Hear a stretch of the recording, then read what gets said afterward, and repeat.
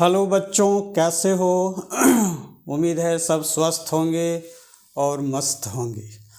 आज हम लोग इस वीडियो में जानेंगे कि ये गुणनखंड किसे कहते हैं और हम लोग गुणनखंड कैसे करें।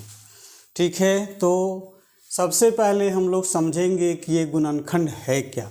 गुणनखंड को इंग्लिश में फैक्टराइजेशन कहते हैं। क्या कहते हैं? फैक्टराइजेशन। हिंदी में इसको गुणनखंड कहते हैं। तो गुणनखंड है क्या? तो इसमें दो शब्द है, गुणन और खंड। यानी किसी संख्या को इतना तोड़ देना कि वो टूटने लायक नहीं रहे, उसको छोटे छोटे पार्ट में विभाजित कर देना है।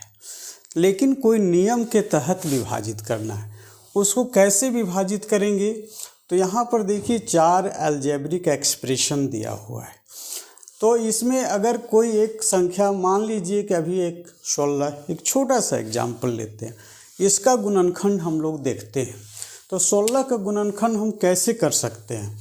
देखिए 16 ये 16 है, तो 16 को हम लोग लिख सकते हैं 1 × 16।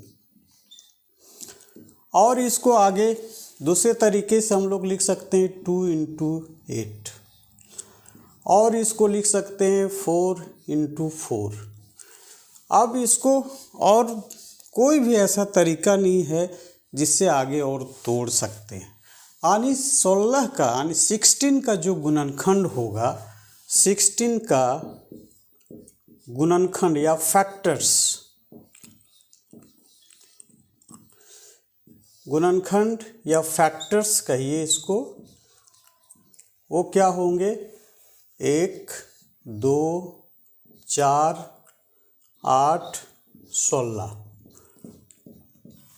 क्योंकि इसके आगे और अगर हम तोड़ना चाहेंगे तो फिर यही संख्या रिपीट करेगा। 4 के आगे अगर जाएंगे तो फिर हो जाएगा 8, 8 दूनी 16।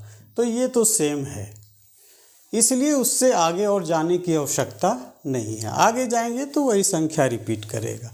तो इस तरह से 16 का गुणनखंड हम लोग देख लिए, फैक्टर्स ऑफ 16 हम लोग देख लिए कि 16 के जो फैक्टर्स हैं वो कौन कौन सी संख्या है। एक और बात फैक्टर के संबंध में आप लोगों को बताना चाहूँगा कि फैक्टर है क्या। तो फैक्टर वे सभी संख्याएं होती है जो दी गई संख्या को पूरा पूरा विभाजित करती है। जैसे 16 के फैक्टर्स आप देख लीजिए, 1, 2, 4, 8 और 16। तो 16 में 1 से भी भाग लग जाएगा, पूरा पूरा कट जाएगा। 2 से भी लगेगा, 4 से भी लगेगा, 8 से भी लगेगा और 16 से भी लगेगा। तो फैक्टर्स है क्या, गुणनखंड है क्या? तो गुणनखंड है उसको छोटे छोटे पार्ट में विभाजित कर देना है, ताकि और उसको इससे आगे विभाजित और हो ना सके, एकदम जहाँ तक विभाजित हो सकता है। तो ठीक है, ये संख्या था, इसलिए इसको हम इतना आसानी से गुणनखंड निकाल लिए। लेकिन अगर इस तरह के अलजेब्रिक एक्सप्रेशन में हो तब उसका गुणनखंड कैसे करेंगे? अभी हम लोग टाइप 1 देख रहे हैं, एक और टाइप 2 देखेंगे। ये क्लास 8 के लिए मोस्टली इम्पॉर्टेंट है। हालांकि इसका यूज़ 9 क्लास में भी होगा और 10 क्लास में भी होगा, बट 8 क्लास के सिलेबस में इसका वाइडली यूज़ है। फिर 9, 10 में जहाँ भी ज़रूरत पड़ेगा इसका फ्रीक्वेंटली यूज़ हम लोग करेंगे। तो अब देखिए x² - 16, इसको हम कैसे तोड़ेंगे, कैसे इसको गुना के रूप में खंडित करके लिखेंगे।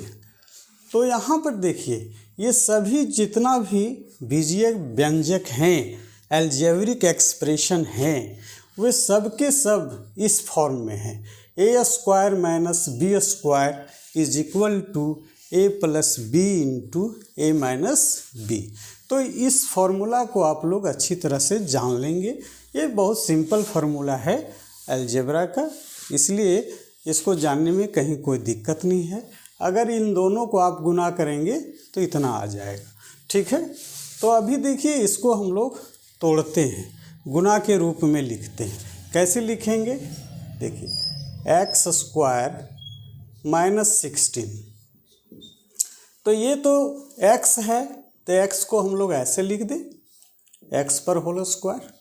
अब 16 देखिए, 16 किसका स्क्वायर है? तो स्क्वायर आप 1 से 20 तक जरूर याद कर लेंगे, मिनिमम 1 से 20 तक का स्क्वायर अगर याद है तो इस तरह का जो भी क्वेश्चन आएगा उसको बनाने में आपको समय नहीं लगेगा और वो आपके कैलकुलेशन को बहुत आसान कर देगा। ठीक है, तो 16 जो है 4 का स्क्वायर है, 4 का, ये 4 का होल स्क्वायर कर दें, 4 का होल स्क्वायर कर दें। ठीक है, अब देखिए इसको तुलना करिए, इस फॉर्मूला के साथ तुलना करिए। x का मान जो है ये अगर इसको a मान लीजिए और इसको b मान लीजिए तो ये हो जाएगा a plus B into A minus B, यानी x plus 4 into X minus 4। ये बहुत सिंपल था। अब जैसे जैसे आगे बढ़ेंगे थोड़ा थोड़ा उसमें परिवर्तन आता जाएगा। आप लोग थोड़ा ध्यान से देखेंगे, सीरियसली देखेंगे। ये सब बहुत सिंपल गुणनखंड है, इसमें ज़्यादा कोई दिक्कत बनाने में नहीं है, बस आपको स्क्वायर याद रखना होगा। नेक्स्ट हम लोग देखते हैं क्वेश्चन नंबर 2 को।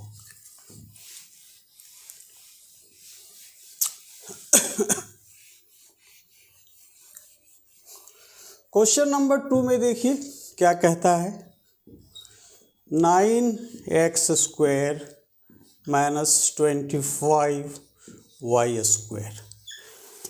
अब देखिए यहाँ पे 9 है, 9 किसका स्क्वायर है? 3 का स्क्वायर है। 25 किसका स्क्वायर है? 5 का स्क्वायर है।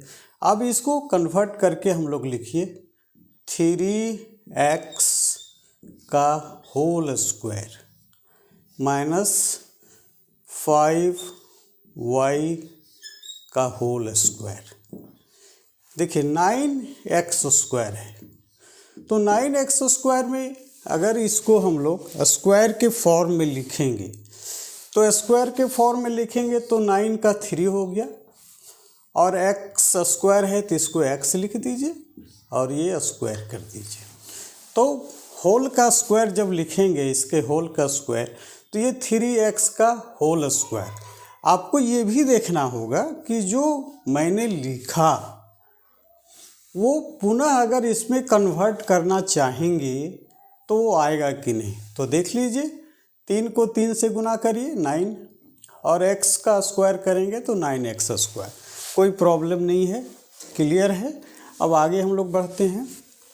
अब इसको a मान लीजिए, ये a हो गया, और इसको b मान लीजिए, तो ये आ गया a square minus b square के फॉर्म में।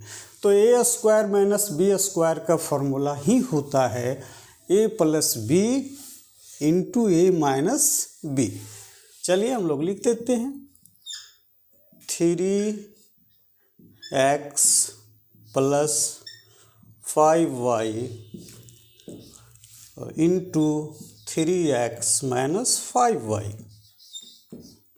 ठीक है, अब इसके बाद नेक्स्ट हम देखते हैं क्वेश्चन नंबर 3, क्वेश्चन नंबर 3 को देखते हैं।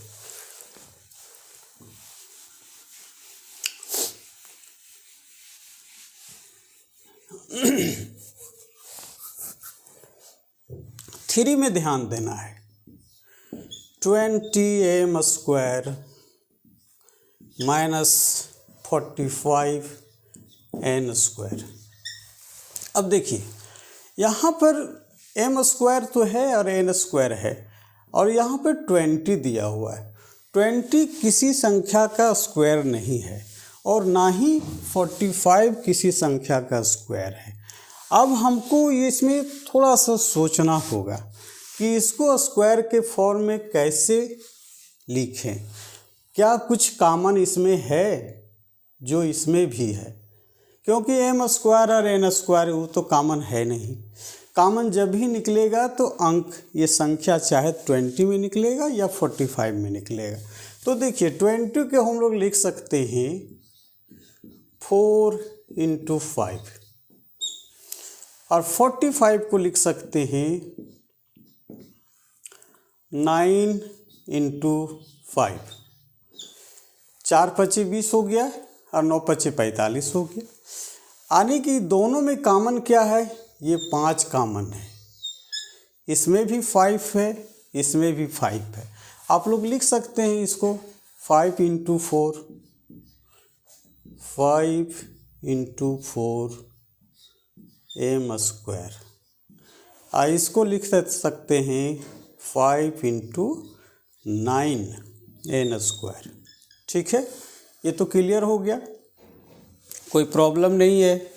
अब इसमें से ये 5 को आप जो उभयनिष्ठ है, कॉमन है, उसको बाहर करिए। उसको पहले हम लोग बाहर करते हैं।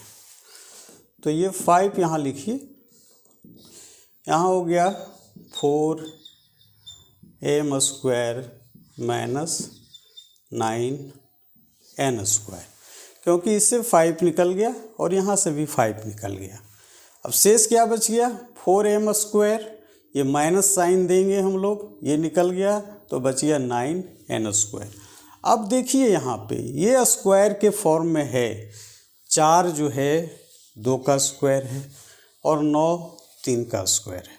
अब इसको हम लोग लिखेंगे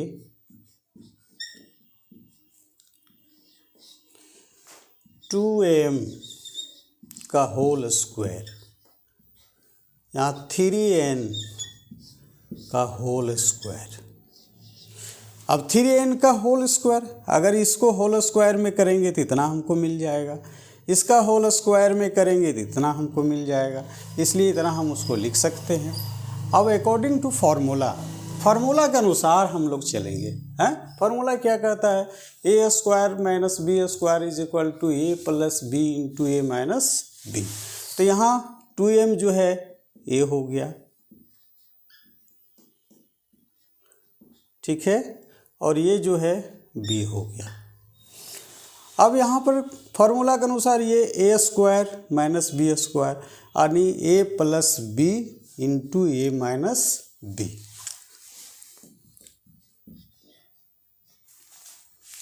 2m plus 3n 2m minus 3n। अब इस जो समीकरण जो यहाँ पे दिया हुआ है, इसको हम लोग गुणा के रूप में तोड़ दिए, उसको 3 खंड में कर दिए। पहला खंड ये हुआ, दूसरा पार्ट ये, तीसरा पार्ट ये। अब इससे और ये खंडित नहीं हो सकता है। जहाँ तक वो खंडित हो सकता था, जहाँ तक उसको पार्ट बाय पार्ट हम लोग कर सकते थे, वहाँ तक उसको पार्ट बाय पार्ट कर दिए। अब उससे और वो आगे नहीं बटेगा, ठीक है, और उसके आगे उसको हम और पार्ट नहीं कर सकते, ठीक है। अब नेक्स्ट लास्ट क्वेश्चन जो है x⁴ - 1, इसको भी हम लोग इसी फार्मूला पर सॉल्व करेंगे, ठीक है। तो अब देखते हैं क्वेश्चन नंबर 4 को कैसे हम लोग सॉल्व करेंगे।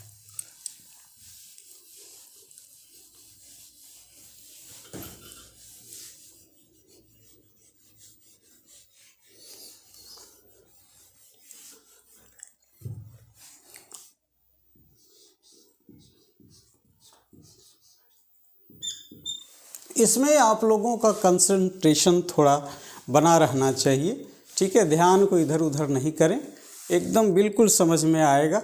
और वीडियो अगर समझ में आ रहा है तो लाइक अवश्य करेंगे, ठीक है। आगे हम बढ़ते हैं कि कैसे इसको सॉल्व करेंगे। देखिए, हमको जब भी यहाँ पर x⁴ है, लेकिन लाना है स्क्वायर के फॉर्म में, उस पर पावर हमको 2 बनाना है।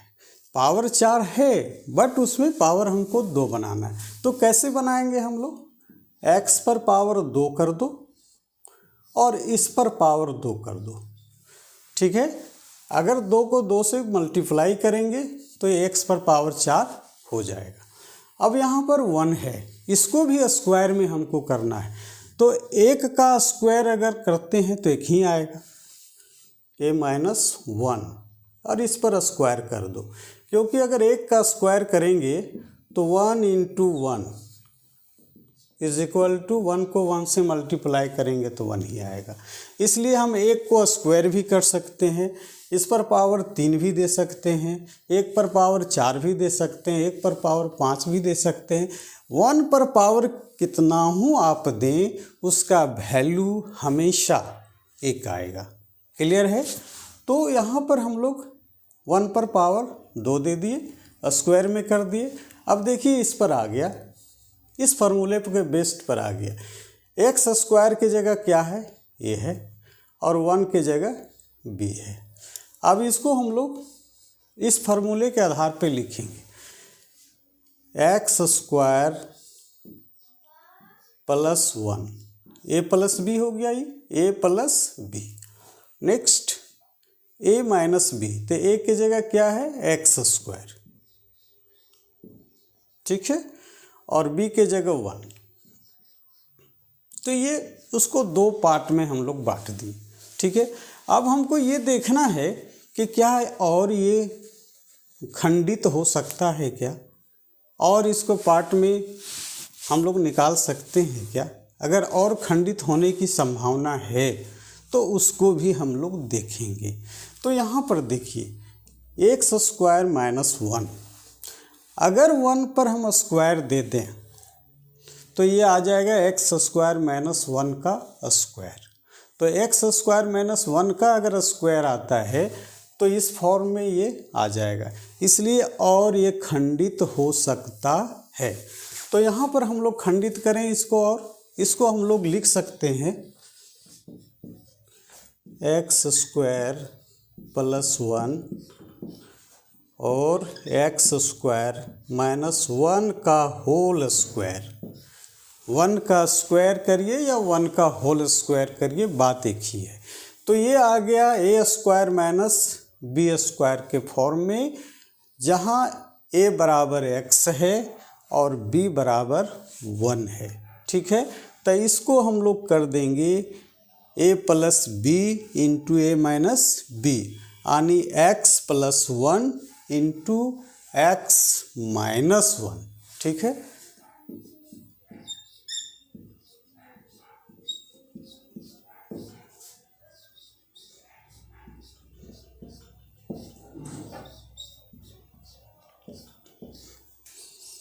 तो ये 3 पार्ट में विभाजित हो गया, 3 पार्ट में x to the power 4 minus 1 3 part में विभाजित हो गया, 3 पार्ट में खंडित हो गया। अब इसके आगे ये खंडित नहीं हो सकता है। तो इस तरह से हम लोग देखें कि ये स्क्वायर माइनस बी स्क्वायर पर आधारित जो गुणनखंड है उसको हम लोग कैसे निकालते हैं। नेक्स्ट वीडियो में हम लोग सेकेंड टाइप का, दूसरी टाइप का फैक्टराइज करेंगे, और वो बहुत इम्पॉर्टेंट है। वो क्लास 8, 9, 10 और जो भी अभ्यर्थी जेटेट, एसटेट, सीटेट और रेलवे का एग्ज़ाम देते हैं उन सबों के लिए इम्पॉर्टेंट है। तो उसका वीडियो इसके बाद नेक्स्ट फेज में हम बनाएंगे और उसे अवश्य आप लोग देखेंगे ताकि पूरा का पूरा लाभ आप लोग ले सकें। अगर वीडियो अच्छा लगे तो वीडियो को लाइक और सब्सक्राइब अवश्य करेंगे। वीडियो देखने के लिए आप सबों को बहुत बहुत धन्यवाद।